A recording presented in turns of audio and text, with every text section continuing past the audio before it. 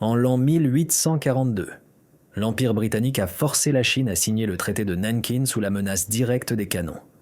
Les conditions étaient humiliantes. La Chine devait payer des indemnités de guerre massives en argent, ouvrir ses ports au commerce étranger et céder Hong Kong pour 150 ans. Ce fut le début du siècle d'humiliation de la Chine. Les puissances étrangères ont découpé le pays comme un gâteau, drainant sa richesse et imposant leur volonté par la force. Aujourd'hui, les rôles ont changé de manière ironique. La Chine détient plus de 850 milliards de dollars de bons du Trésor américain.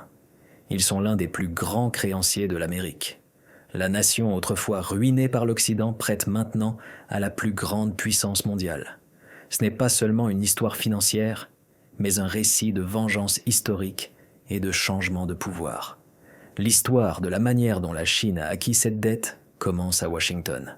Tout commence par une décision qui semblait brillante en 1971. Avant cette date, le monde fonctionnait sous le système de Bretton Woods. Chaque devise était liée au dollar et le dollar était soutenu par l'or. Pour 35 $, les États-Unis garantissaient une once d'or.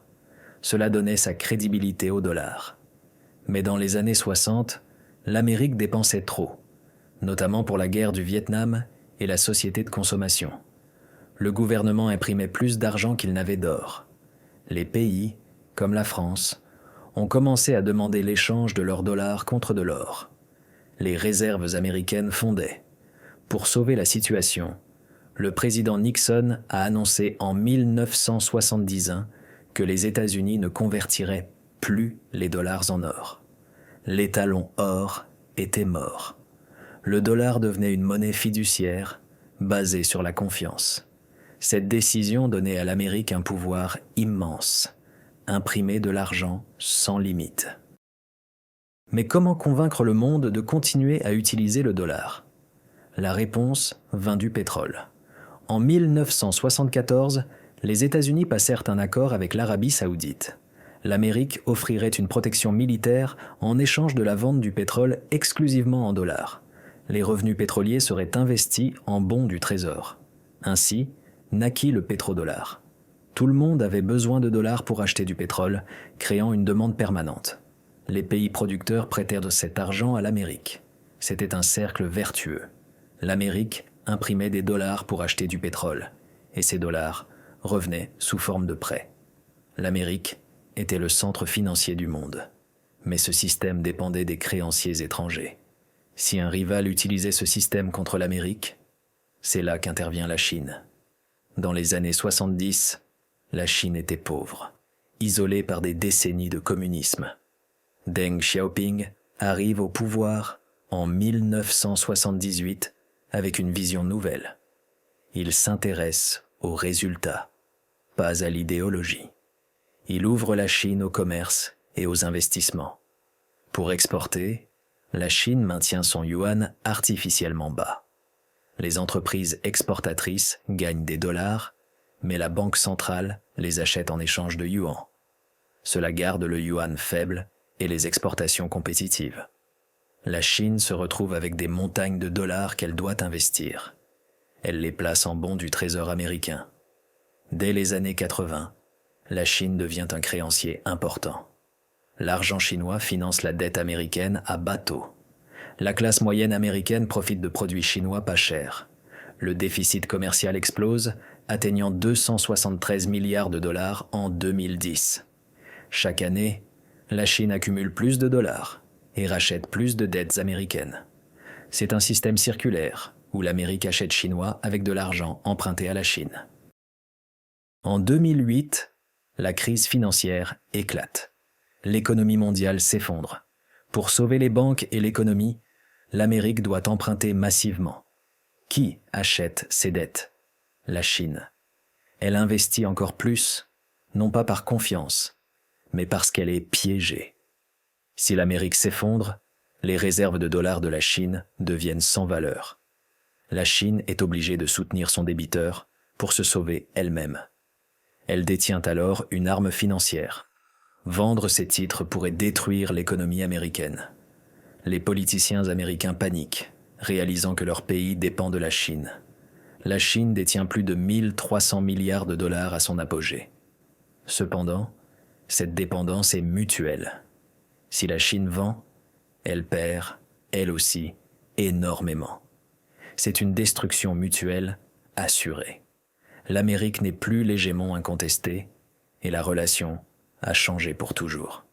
Après la crise, la Chine comprend le risque de détenir autant de dollars. Elle commence à diversifier, achetant de l'or, investissant dans les infrastructures mondiales via les nouvelles routes de la soie et promouvant le yuan comme monnaie de réserve.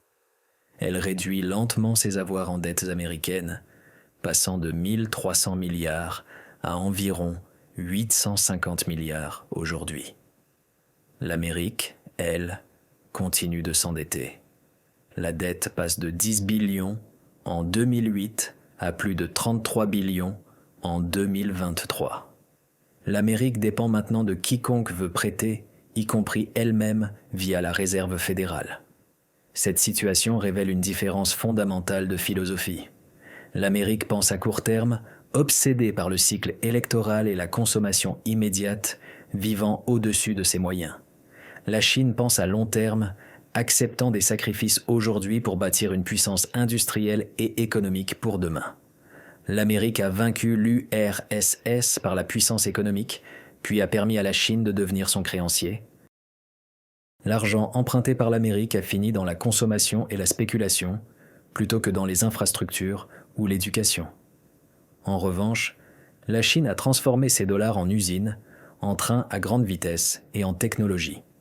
Cette dette n'est pas seulement financière, elle est géopolitique. Les États-Unis, autrefois créanciers du monde libre, sont maintenant endettés vis-à-vis de leur principal rival. Le mécanisme de cette interdépendance est simple.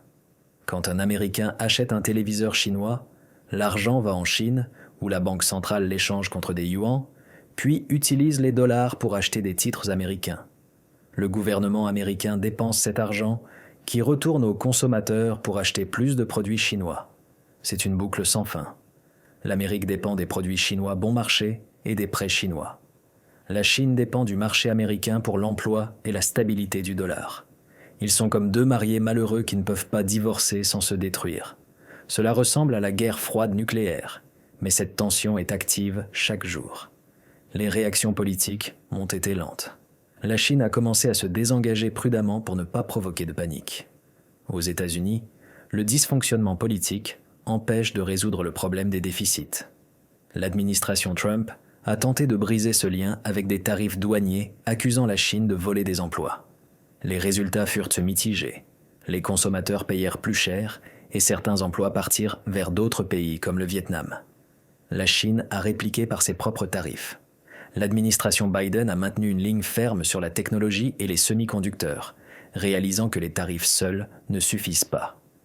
L'Amérique doit investir dans sa compétitivité, mais elle est déjà trop endettée. C'est le piège. Pour concurrencer la Chine, il faut investir, mais s'endetter davantage fragilise le pays. Pendant ce temps, l'Américain moyen ne voit pas le danger. Le chômage est bas, les taux d'intérêt le sont aussi, mais la réalité est que la situation actuelle n'est pas durable. L'histoire montre que les empires finissent par décliner. L'Union soviétique, l'Empire britannique, tous se sont effondrés sous le poids de leurs contradictions. La Chine se souvient de son humiliation passée. Elle a inversé 200 ans d'histoire, non pas par la guerre, mais par une stratégie économique patiente. La question est maintenant, l'Amérique peut-elle se réinventer ? Ou est-elle condamnée à un déclin inévitable ? Et la Chine peut-elle continuer sa montée sans heurts ? L'avenir ne s'écrira pas sur les champs de bataille, mais dans les livres de comptes et les taux de change. Le monde a basculé, et ni l'Amérique ni la Chine ne peuvent revenir en arrière. Ils sont liés pour le meilleur et pour le pire, dans un équilibre instable où le créancier dépend du débiteur et le débiteur du créancier.